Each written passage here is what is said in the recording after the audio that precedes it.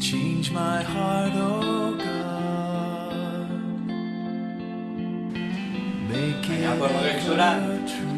sa akong mga viewers, sa akong mga subscriber, mga higalaan, mga kasunan, mga lagbay pamilya, may hapon kanyang tanan diha mga kasunan, kabinada sa part sa Mindanao, Siligan City, sa Makpa Federation, Puha Asosasyon, yung usab sa Tambakan Church. May hapon kanyang tanan.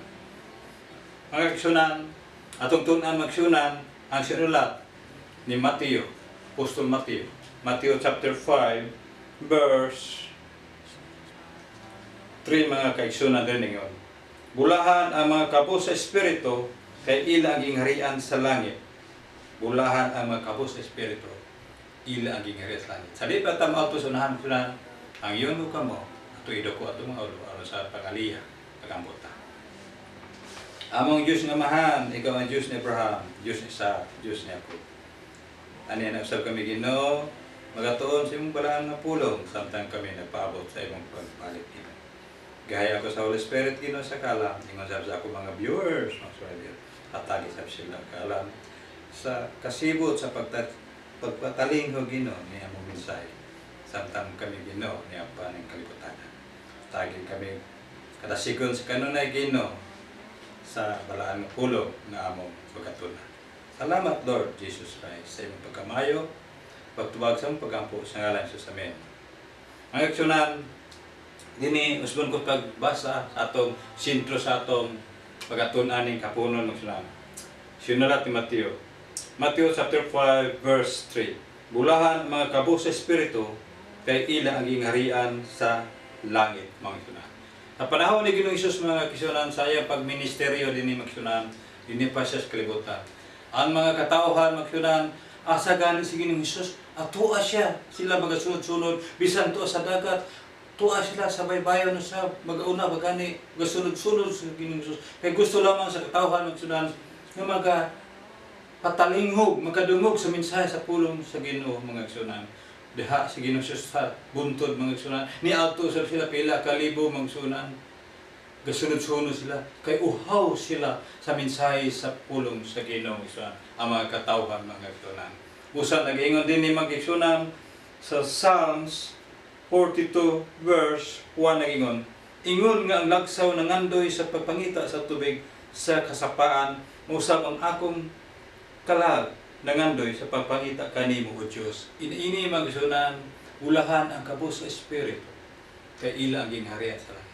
Alam ka na ito sa ikaw ako, mga viewers, subscriber, ganahan kita magpatalingog sa balaan ng mga pulong sa mensahe, sa pulong sa Ginoo, mga kaigsunan. Diri nag-ingon mga kaigsunan sa Proverbs chapter 8 verse 17, ako nahigugma kanila, nga nahigugma kanako, katong naning kamot sa pagpangita kanako, makakaplag kanako, mga kaigsunan. Muni kabus sa Espiritu magsunan. Kaunang kapanahunan magsunan, ang makatawhan, uhaw sa balaan, pulong magsunan. Bisan wala sila'y kasakyan magsunan sa unang panahon, sakay sila magbangka o baroto o balsa, baghay sila, apila kay kilometro, makasimba lamang sila mga kaigsunan. Kay uhaw sila sa pulong sa Ginoo. Usa panahon ni Ginoong Hesus, mga katawhan gasunod-sunod, kung asa magmensahe sa Ginoong Hesus, atuwa sila magsunan, tuwa sila gasunod-sunod magsunan. Ingon usab sa ato karon kapanahunan magsunan. Dili na kita gapangita mo adto pa, mag-hike pa, mutabok pa sa suba, mutabok pa sa dagat, aron lamang kita magasimba, aron lamang kita makadungog sa mensahe. Niya na mga kasunan, high-tech na magsunan. Di na to usikan ang panahon sa pagtalingog sa balan mapulong mga kasunan. Ano man magsunan. Ningon si Propeta Amos mga kasunan. Dili nag-ingon sa Amos chapter 8 verse 11 ringon.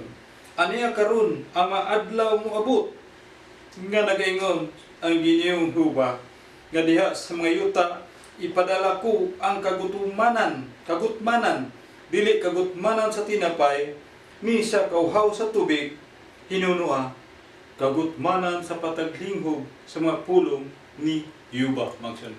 Mabut ang panahon mga ksunan, dili na Iniini kaminsahe mga kaigsunan, makawali sama niining atong ibuhaton, mobot ang panahon magsunan.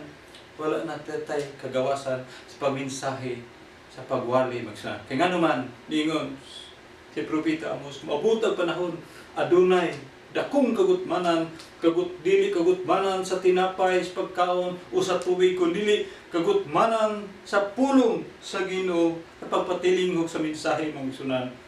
Uhaw mga kaigsunan, mangita kita magsunan aron makakapagwala na mga kaigsunan. Kay maabot ang panahon, wala na tay kagawasan niining pagwali pagmensahe sama kalutan. Mo nang tagna ni Propeta Amos mga kaigsunan, kagutmanan sa tinapay, kagutmanan sa tubig, mga kaigsunan, dili ka na mao mga kaigsunan. Kung dili kagutmanan sa pulong, sa pagpatilingog sa pulong, usa nining kapanahonan karon, high-tech na. Dili na kita mag-hike, dili na kita maglakaw mga kaigsunan. Kung dili, abrihan lang nato mga TV, mga telebisyon, mga internet o unsa ba pa diha mga radyo, mga cellphone, na ang pulong sa Ginoo. Nisulod na kanato sunan. Mulahan kita karon panahonan ang mensahe sa pulong sa Ginoo. Ni ana usa ingon unaha lang ang pagpangita sa gingharian sa langit. Kay ang tanan butang igaduha. Unahon nato sunan kagutmanan sa pulong sa Ginoo. Kaya ang ato magpangandoy sa atong kinabo igahatag dali sa Ginoo sa Matthew 6 verse 33 mo kanang nisulat mga kaigsunan. Dili kagutmanan sa tinapay, kundi dili kagutmanan sa pulong sa Ginoo mga kaigsunan.